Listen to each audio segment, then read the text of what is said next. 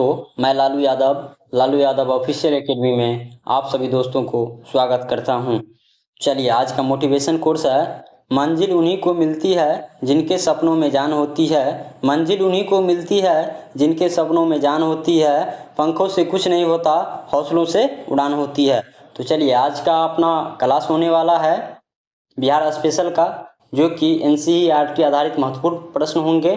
तो आप लोग अगर चैनल पे नए हैं तो चैनल को लाइक सब्सक्राइब जरूर करें, ताकि कोई भी वीडियो अपलोड करे तो आप तक उसका नोटिफिकेशन पहले पहुंचे। तो चलिए, आज का पहला क्वेश्चन लेते हैं।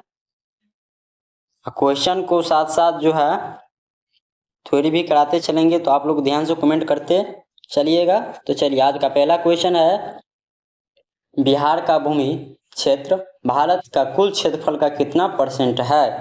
तो option A 1.45%, option B 2.25%, option C 2.86%, option D उपरोक्त में से एक से अधिक, ऑप्शन ई उपरोक्त में से कोई नहीं। चलिए, इसका राइट आंसर आप लोग दीजिए कमेंट में। इसका जो राइट आंसर होगा ऑप्शन सी 2.86%। भारत का कुल क्षेत्रफल का 2.86% अपना बिहार का क्षेत्रफल है। ठीक है, तो इस चीज को ध्यान में रखिएगा। चलिए, अगला क्वेश्चन लेते हैं। राष्ट्रीय मानव अधिकार आयोग से क्या सब संबंधित है? चलिए, ऑप्शंस के माध्यम से जानते हैं। ऑप्शन ए एक संवैधानिक निकाय है, ऑप्शन बी 1993 में स्थापित हुआ है, ऑप्शन सी एक बहुत सदस्य निकाय है, ऑप्शन डी उपरोक्त में से एक से अधिक, ऑप्शन ई उपरोक्त में से कोई नहीं। चलिए, इसका राइट आंसर जो होने वाला है ऑप्शन डी। इन सभी जो है राष्ट्रीय मानव अधिकार आयोग से संबंध रखते हैं। तो चलिए जानते हैं। NHRC एक संवैधानिक सार्वजनिक संस्था है। ठीक, और जो है भारत के राष्ट्रीय मानव अधिकार आयोग का जो स्थापना हुआ था 12 अक्टूबर 1993 ईस्वी में, ये भी है। तो इस चीज को ध्यान में रखिएगा। चलिए, अगला क्वेश्चन लेते हैं। किस वर्ष राष्ट्रीय मानव अधिकार आयोग का स्थापना की गई थी? अब ये बताए हैं आप लोग को, कमेंट में आंसर बताइए। Option A 1990, option B 1991, option C 1992, option D उपरोक्त में से एक से अधिक, ऑप्शन ई उपरोक्त में से कोई नहीं। चलिए, इसका राइट आंसर होगा ऑप्शन ई, उपरोक्त में से कोई नहीं, क्योंकि राष्ट्रीय मानव अधिकार आयोग का स्थापना जो हुआ था 1993 ईस्वी में, अभी बताए थे। चलिए, अगला क्वेश्चन लेते हैं। 19, अमन, ओशो और बोरो किस फसल से संबंध है? ऑप्शन ए गन्ना, ऑप्शन 2 चावल, ऑप्शन 3 चाय, ऑप्शन 4 गेहूं, ऑप्शन 5 उपरोक्त में से कोई नहीं। इसका राइट आंसर होगा चावल। अमन, ओशो, बोरो जो है चावल का दूसरा नाम है। अलग अलग राज्य में जो है अलग अलग नामों से जाने जाते हैं। तो चलिए जानते हैं किस राज्य में क्या नाम से जाने जाते हैं। देखिए, असम, पश्चिम बंगाल और ओडिशा में जो है धान को 3 फसलें हैं जो ओशो, अमन और बोरो के नाम से जाना जाता है। ठीक, इस चीज को ध्यान में रखिएगा। चलिए, अगला क्वेश्चन लेते हैं। जलियांवाला बाग हत्याकांड की जांच के लिए सरकार ने किस समिति का गठन किया गया था? तो ऑप्शन ए हंटर समिति, ऑप्शन बी मैंटग्यू समिति, ऑप्शन सी डायर समिति, ऑप्शन डी चेम्सफोर्ड समिति, ऑप्शन ई उपरोक्त में से कोई नहीं। चलिए, इसका आंसर दीजिए कमेंट में आप लोग। तो इसका राइट आंसर होगा ऑप्शन ए हंटर समिति। जलियांवाला बाग हत्याकांड की जांच के लिए हंटर कमेटी का गठन किया गया था। चलिए, इसका जो है थ्योरी के माध्यम से जानते हैं।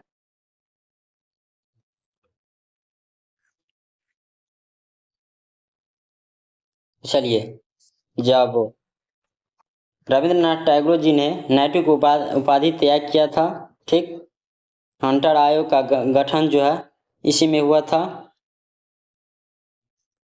तो इस चीज को ध्यान में रखिएगा। जलियांवाला बाग हत्याकांड जो हुआ था उसमें उस चीज को ऐसा नरसंहार हुआ था जो रविंद्रनाथ टैगोर जी ने अपना नाइटू का जो उपाधि था उसको त्याग कर दिया था। ठीक, तो इस चीज को ध्यान में रखिएगा। रविंद्रनाथ टैगोर जी ने नाइटू की उपाधि किस लिए त्यागा था?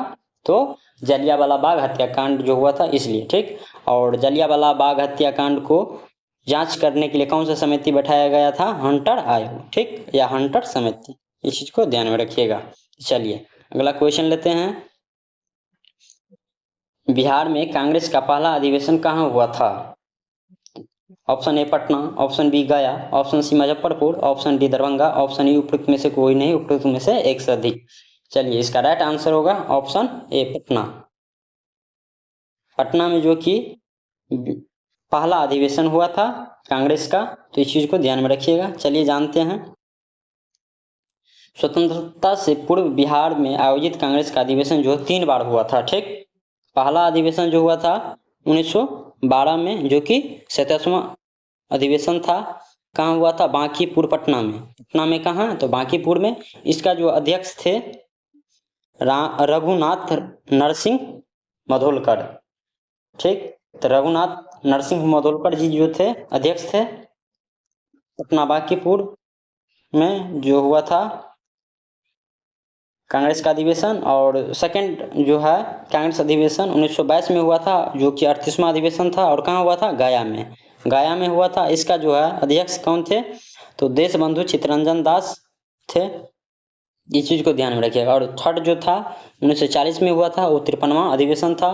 कहाँ हुआ था? रामगढ़ में हुआ था, जो कि झारखंड में पड़ता है। इसका अध्यक्ष जो है मौलाना अब्दुल कलाम आजाद। ठीक, तो इस चीज को अगर आप लोग स्क्रीनशॉट लेना चाहते हैं तो ले लीजिए।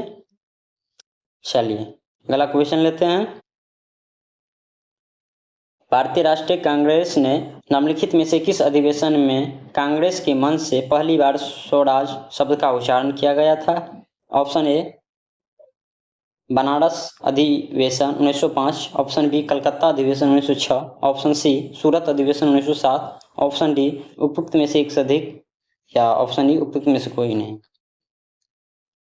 तो कांग्रेस ने स्वराज शब्द का उच्चारण जो है कलकत्ता अधिवेशन में 1906 में किया था। ऑप्शन बी इसका राइट आंसर होगा। ठीक, तो चलिए जानते हैं।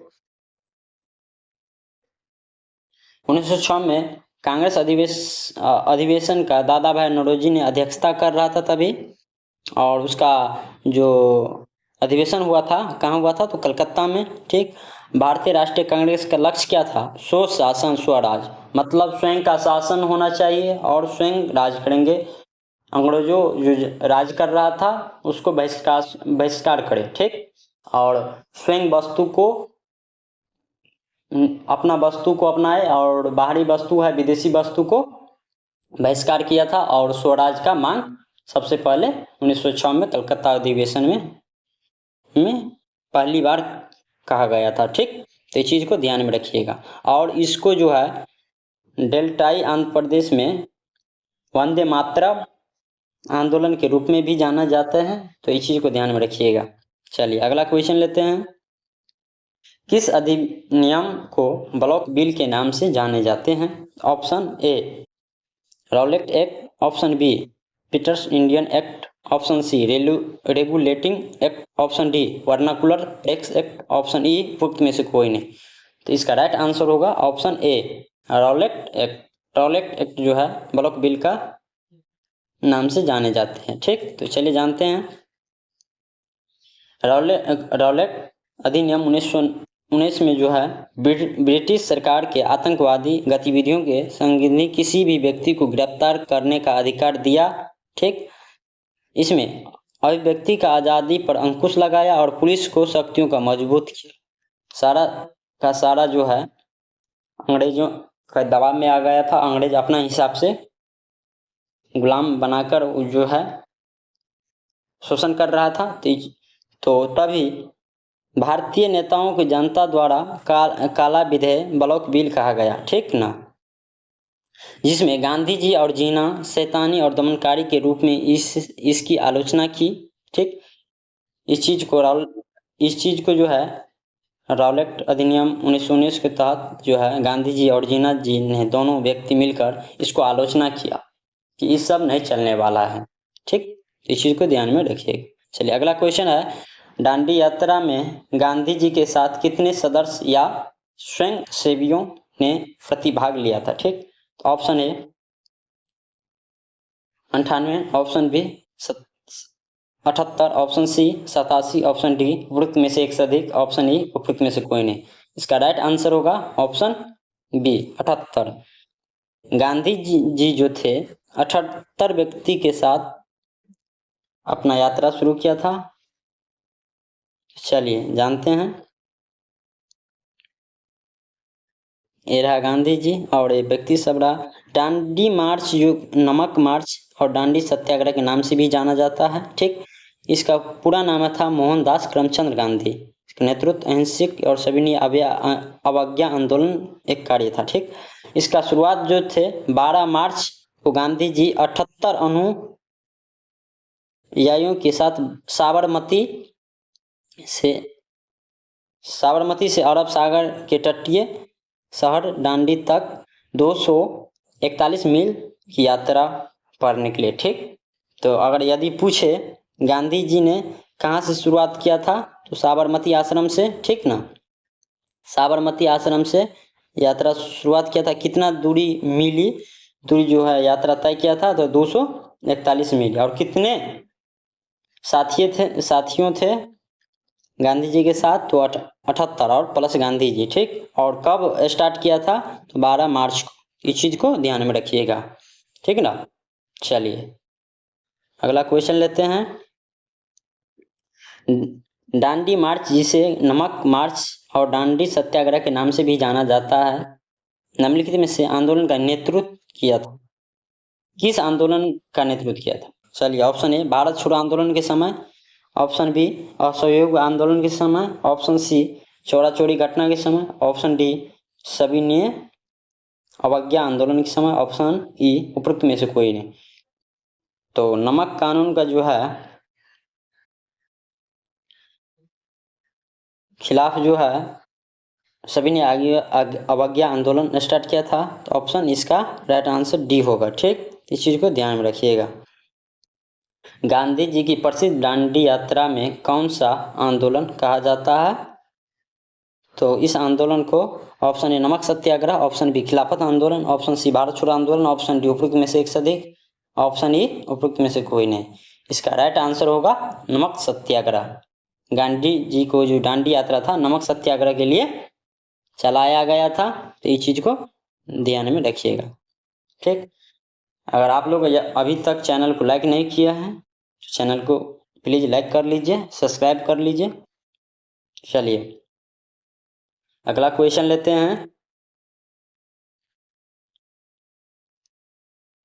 कौन सा संविधान संशोधन अधिनियम लोकसभा एवं राज्य विधानसभाओं में महिलाओं के लिए 33% सीटों का आरक्षण करने की व्यवस्था की गई थी? बताइए। ऑप्शन ए 106वां, ऑप्शन बी 128वां, ऑप्शन सी 73वां, ऑप्शन डी उपरोक्त में से एक से अधिक, ऑप्शन ई उपरोक्त में से कोई नहीं। चलिए इसका आंसर आप लोग दीजिए कमेंट में।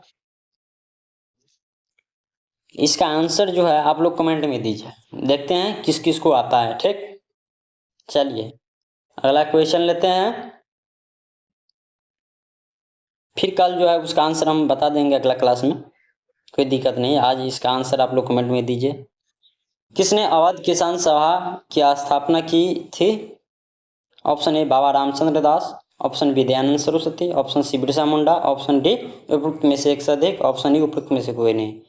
तो अवध किसान सभा का जो है स्थापना किसके द्वारा हुआ था? तो ऑप्शन ए बाबा रामचंद्र दास के द्वारा। ठीक, तो ऑप्शन ए इसका आंसर होगा। चलिए जानते हैं अवध किसान सभा। ठीक, 1920 में बाबा रामचंद्र की थी। ठीक, तो इस चीज को ध्यान में रखिए।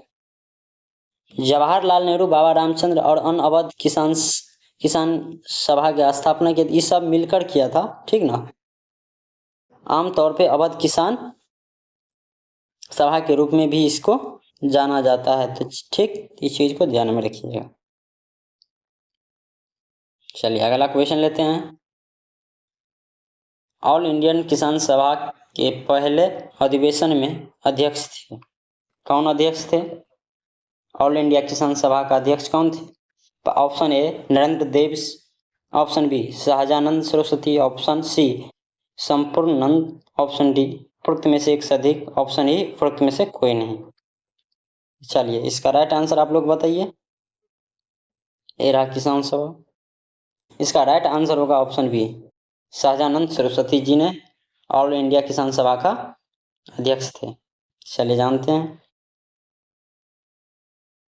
अखिल भारतीय किसान सभा का गठन 1936 में हुआ था। अगर यदि क्वेश्चन बढ़े कब हुआ था अखिल भारतीय किसान सभा का गठन, तो 1936 में हुआ था, ठीक ना। और कहाँ हुआ था? तो लखनऊ में। लखनऊ में जो है किसान सभा का गठन हुआ था, तो इस चीज़ को ध्यान में रखिएगा। और अखिल भारतीय किसान सभा का ऑल इंडिया किसान सभा के नाम से भी जाना जाता है, ठीक ना। इसका जो है संस्थापक या प्रमुख नेता जो थे स्वामी शाहजानंद जी थे और सचिव एन.जी. रंगा थे, ठीक ना। सचिव एन.जी. रंगा थे और इसका नेता या प्रमुख जो है नेता स्वामी शाहजानंद सरस्वती थे अखिल भारतीय किसान सभा का। तो इस चीज़ को ध्यान में रखिएगा। चलिए अगला क्वेश्चन लेते हैं। बिहार प्रांतीय किसान सभा का गठन किसने किया था? Option A Swami Sahajanand Saraswati, option B Ram Sundar Singh, option C Ganga Sharan Singh, option D Ramanand Mishra, option उपयुक्त में से कोई नहीं या उपयुक्त में से एक से अधिक। इसका राइट आंसर होगा ऑप्शन ए, बिहार प्रांतीय किसान सभा के भी गठन जो है स्वामी शाहजानंद सरस्वती जी के द्वारा किया गया था। तो इस चीज़ को ध्यान में रखिएगा। और 1936 में भी किया था। इसका भी लखनऊ में, स्थान लखनऊ था, ठीक। नेता स्वामी शाहजानंद जी थे और सचिव एन.जी. रंगा थे, ठीक ना। चीज़ को ध्यान में रखिएगा। चलिए अपना जो है सेशन यहीं एंड करते हैं। Thank you so much, all the best सारे दोस्तों को।